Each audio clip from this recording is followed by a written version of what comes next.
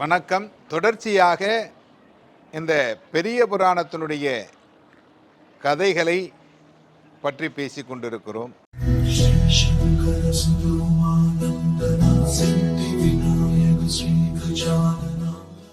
சைவத்தில் சிறந்த ஒரு புத்தகம் என்று சொன்னால் அது பெரிய புராணம். சேக்கிழார் பெருமான் இந்த பெரிய புராணத்தை உருவாக்குகின்ற பொழுது உலகலாம் உணர்ந்து ஓதுவதற்கு அரியவன் நிலவுலாவிய நீர்மலி வேலியன்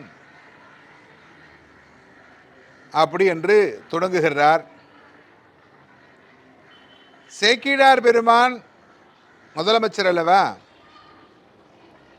அதாவது இன்றைக்கு பாடல் எழுதுகிறார்கள், அன்றைக்கும் பாடல் எழுதினார்கள், இன்றைக்கும் பாடல் எழுதுகிறார்கள். ஒரு பாடல் துவங்குகின்ற பொழுது அந்த பாடலுடைய முதல் எழுத்தானது மங்களகரமாக இருக்க வேண்டும் என்று கூறினார்கள். ஆனால் இப்பொழுதும் பாடல் எழுதுகிறார்கள் கவிஞர்கள் என்று சொல்லிக் கொள்ளுகிறார்கள். அதாவது படித்தவன் எதை படிக்க வேண்டும், எப்படி படிக்க வேண்டும், எதற்காக படிக்க வேண்டும்?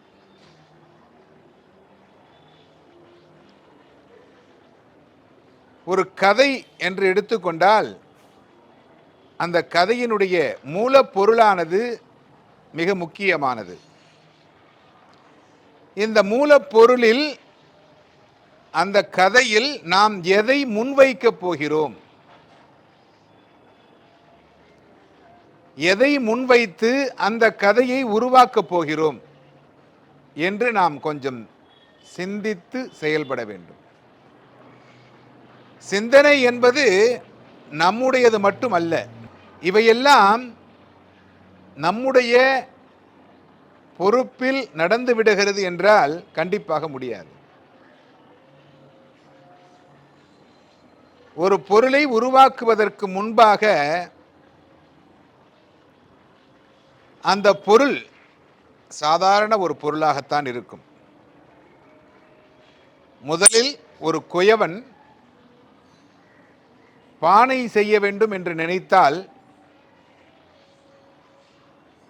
அது நேர்த்தியாக அமைந்து விடுமா என்று கேட்டால் அமையாது.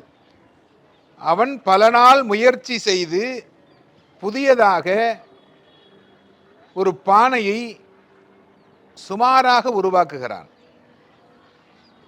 அதை பார்த்து கொண்டிருந்த அவனுடைய சிஷ்யனாக இருக்கக்கூடியவன் அந்த பானையை மீண்டும் ஒரு அழகான தண்ணீர் எடுத்து வரக்கூடிய பானையாக செய்கிறான். ஆனால் ஐந்தாவதாக வரக்கூடிய ஒரு குயவன், ஒரு சிஷ்யன், அந்த பானையை நேர்த்தியாக செய்து பெயர் வாங்குகிறான், இந்த பானையை கண்டுபிடித்தவர் இவர்தான் என்று. ஆனால் இதற்கு பிள்ளையார் சுழி போட்டது மண்ணை பிதைந்தான் அல்லவா? முதலில் ஒருவன் மண்ணில் பானை செய்யலாம் என்று ஒருவன் தொடங்கினான் அல்லவா? மண்ணில் பானை செய்து அதை காய வைத்து அதை அக்னியில் காட்டி பானையை சுட்டு அதனுள்ளே தண்ணீரை அடைக்கலாம் என்று யோசித்தான் அல்லவா? அவனுக்கு அந்த புகழெல்லாம் சென்று விடாது. அதேபோல் ஒரு கதை என்று எடுத்துக்கொண்டால் அந்த கதையின் கரு என்னவாக இருக்க வேண்டும் என்று நாம் தெரிந்து கொள்ள வேண்டும். அதற்கு பிறகுதான் அந்த கதையை பற்றி நாம் பேச முடியும். அதுவும் இறைவனுடைய ஆணை நமக்கு அவசியம் வேண்டும். இறைவனுடைய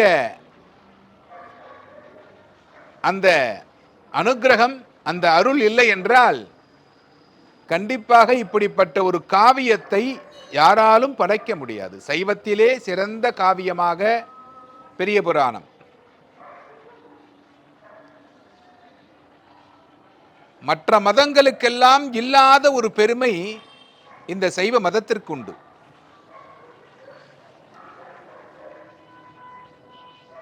ஏனென்றால் மற்ற மதத்திலெல்லாம்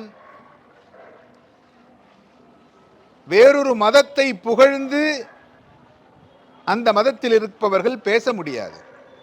பேசினால் அவர்களுக்கு சுடுகாட்டில் கூட இடம் கிடைக்காது. இது நிதர்சனமான உண்மை. ஆனால் இந்து மதத்தில் இந்துவனுடைய தெய்வங்களை இழிவாகவும் பேசலாம். அதை ஏற்றுக்கொண்டு சிவபெருமான் அவர்களுக்கு அனுக்கிரகம் செய்வார். அப்படிப்பட்ட உயர்வான ஒரு மதம் வேறு எந்த மதத்திலும் இறைவனை நண்பனாகவோ குழந்தையாகவோ காதலனாகவோ மனைவியாகவோ பார்க்க முடியாது. இந்து மதத்தில் சமீபகால கதை ஒன்று சொல்லுகிறேன். நிறைய கதாசிரியர்கள் இருந்தார்கள். அந்த காலத்தில் கதாசிரியர்கள் என்றால் அந்த கதையிலே ராமன் வருகிறான் என்றால் ராமனுடைய கதாபாத்திரத்தில் ராமன் இப்படித்தான் இருந்தான், ராம யுத்தம் இப்படித்தான் நடந்தது, ராமனுக்கு 2 குழந்தைகள் லவன் குசா, இந்த 2 குழந்தைகள் உருவானது இப்படித்தான், விஸ்வாமித்திரரால் இந்த குழந்தைகள் வளர்க்கப்பட்டது,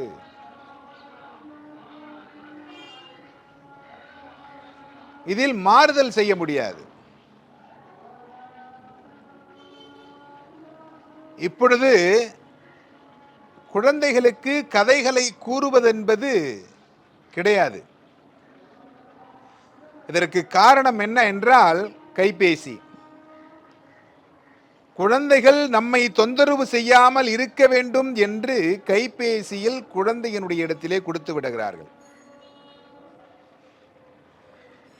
அந்த கைபேசியில் அவர்கள் பூனை விளையாடுவதையும் நாய்கள் குலைப்பதையும் பார்த்து கொண்டிருக்கிறார்கள். இந்த பெரிய புராணத்தினுடைய தொடர்ச்சியை தொடர்ந்து நாளைய தினம் பார்க்கலாம். ஒரு பெண்ணை மையமாக வைத்தே இவர்கள் கதாசிரியர்கள் அந்த கதைகளை உருவாக்குகிறார்கள். அதுவும் ஒரு படம், நிறைய படம் எடுத்திருக்கிறார்கள் கதாசிரியர்கள், நிறைய கதாசிரியர்கள் இருந்திருக்கிறார்கள். 1960க்கு முன்பாக வந்த படங்கள் எல்லாம் பார்த்தீர்களே ஆனால் சிலுவை என்று ஒன்று இருக்காது. இன்றைய தினம் இவர்கள் எப்படி படம் எடுக்கிறார்கள்? உயர்ந்த குலத்தில் பிறந்தவர்கள் என்று கூறிக்கொள்ளுகிறார்கள், சைவத்தின் மீது பற்று உள்ளவர்கள் என்று கூறிக்கொள்ளுகிறார்கள். ஆனால் இவர்களும் மற்ற மதத்தினுடைய கோட்பாடுகளை அந்த திரைக்கதையில் அமைத்துத்தான் இவர்களால் படம் எடுக்க முடிகிறது.